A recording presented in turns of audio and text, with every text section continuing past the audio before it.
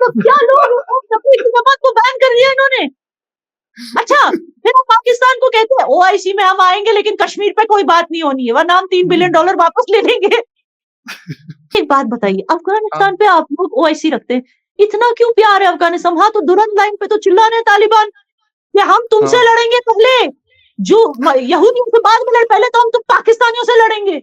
लेकिन जो है अब जो है नेशनलिस्ट का दौर है, और अब नेशनलिस्ट जो अपने देश से प्यार करते हैं, तिरंगे से प्यार करते हैं, वो हर जगह फैले हुए हैं and they are openly talking in support of India in Kashmir. अभी भी सैकड़ों कश्मीरी बच्चे they sign up for IPS, they give the exam, they go training and they join police force.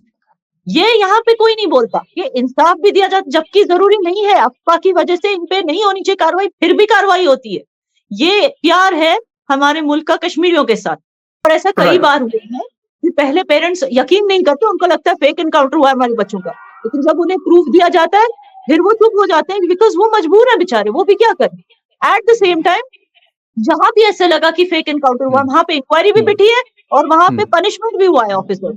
As a responsible citizen of India I know and I am aware कि मेरी government कितना भी मुझे चाहे, हर जगह नहीं आ सकती मुझे बचाने के लिए। मैं कहीं कल मैं सलोन में हो सकती हूँ, वहां पे मुझ पे अटैक हो सकता है, मैं आइसक्रीम खा रही हूँ वहां पे मुझे अटैक हो सकता है। अब क्या गवर्नमेंट हर जगह आएगी मुझे बचाने के लिए? तो मैं आती हूँ सामने खुल के बोलने के लिए, क्योंकि मेरा ना कोई पॉलिटिकल एजेंडा है, as you know I am not in any political party, ना कोई और एजेंडा है, ना मुझे पैसों से मतलब है। जो मैं बोलती हूँ इसलिए बोलती हूँ क्योंकि मुझे सच दुनिया के सामने लाना है। 2 साल से मैं यही काम कर, अगर आपने मेरे वीडियोस देखे, मैं उस टाइम पे श्रीनगर की वीडियोस पोस्ट करती थी जब लोगों को लगता था कि श्रीनगर में हर कोई जेल में बंद है।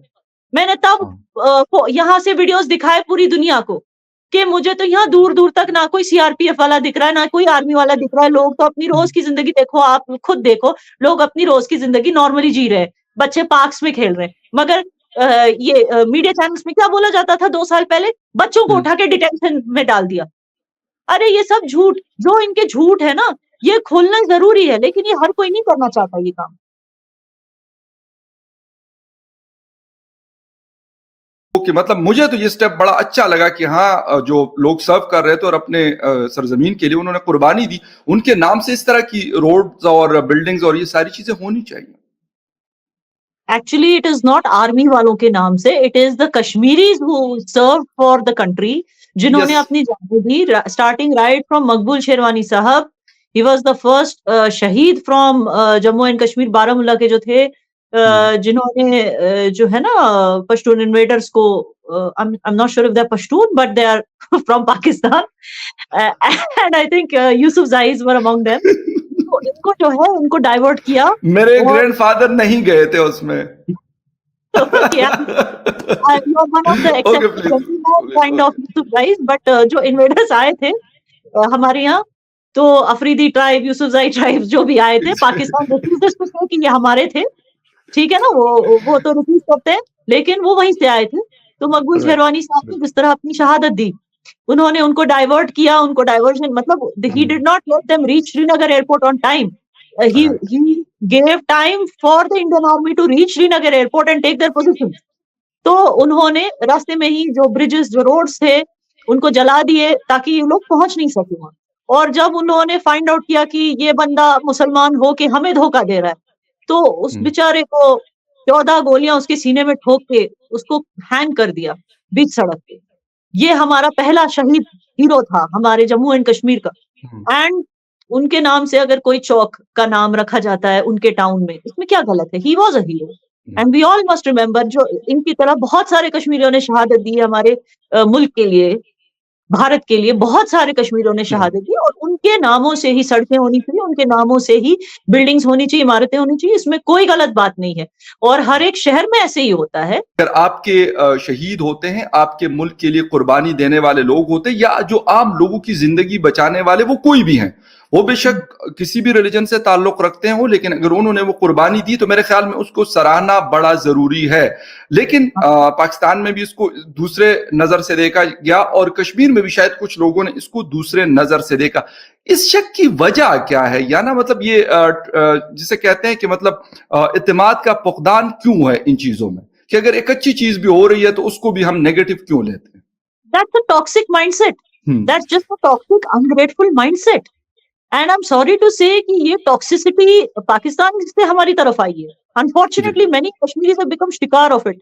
आप ओके पाकिस्तान में भी देखिए, आपको पता है आपका एक भी प्राइम मिनिस्टर क्यों, why is he not what do you call, why is he not selfless towards his country?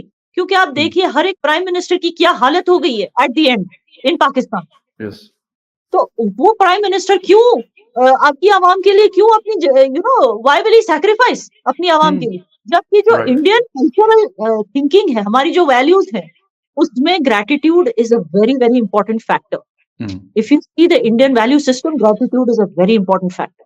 Unfortunately, many Kashmiris, जैसे मैंने पहले भी कहा है, बॉर्डर पे रहने की वजह से and because of sharing the same mazhab, unfortunately they have converted into Pakistanis, but as on today they are not getting any acceptance. ये जो बड़े बड़े कश्मीरी बड़े आए, जो बोलते थे ना, ओ हम तो कश्मीर की खाते हैं, इंडिया का हमें क्या लेना देना। पिछले दिनों भी एक स्टूपिड ब्लॉगर ने ऐसी कुछ बात की थी।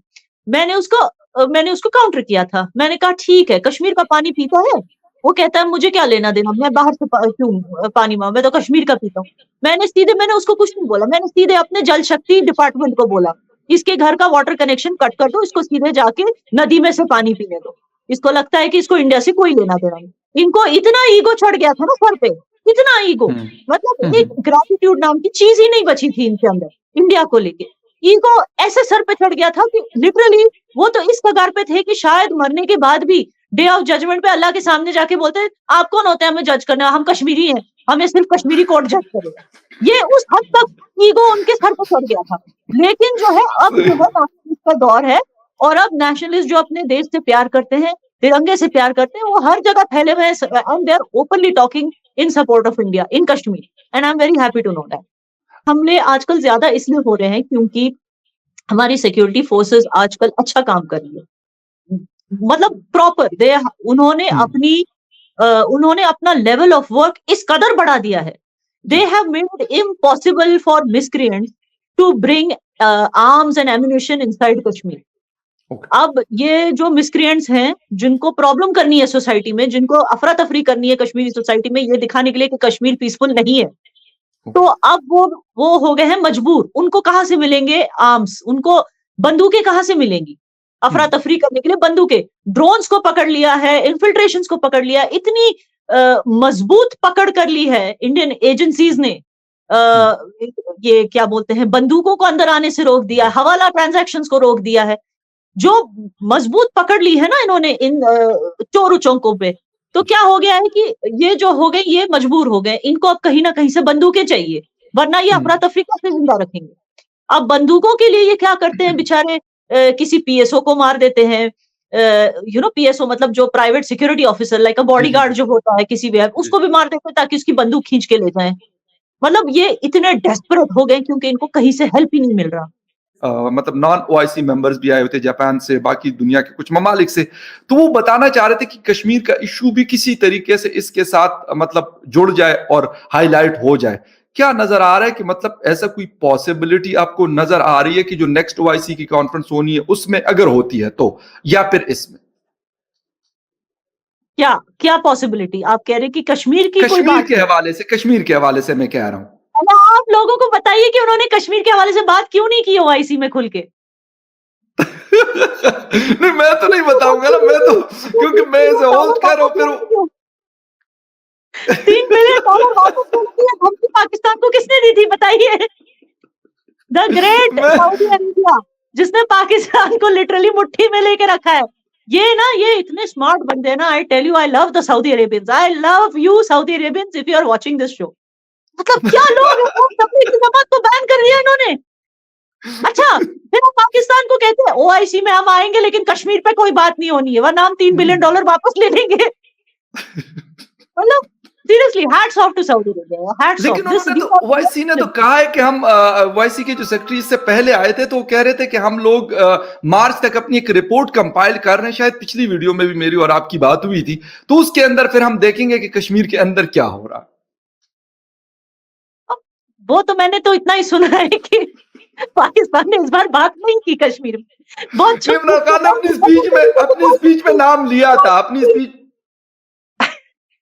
नहीं, अगर उन्होंने कश्मीर का नाम लिया था, कश्मीर के ऊपर भी किसी ने सुनिए, अगर उन्होंने बोला है तो फिर उनको रेडी हो जाना चाहिए $3 बिलियन वापस करने के लिए। मैं और क्या वो तो नहीं है, वो तो नहीं है याना, वो तो है ही नहीं, मतलब क्योंकि डॉलर 180 से फिर उनको प्रिपेयर रहना, अगली बार $3 बिलियन नहीं मिलेंगे तो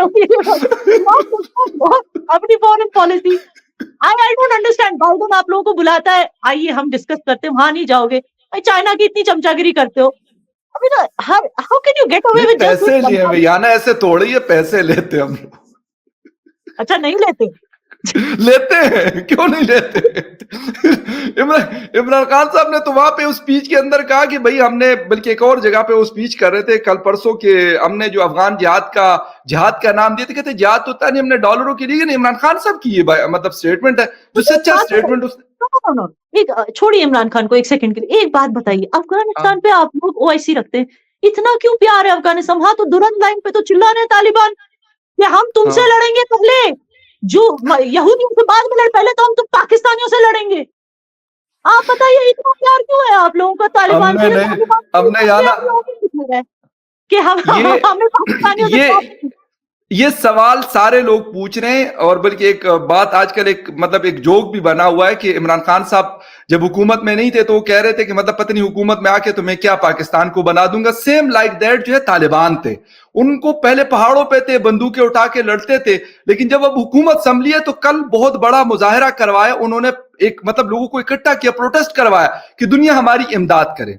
पहले कहते थे कि कुफार को हमने बाहर निकालना है, और अब उनके सामने कहते हैं कि भाई हमें आप $2 अरब दे दो, 3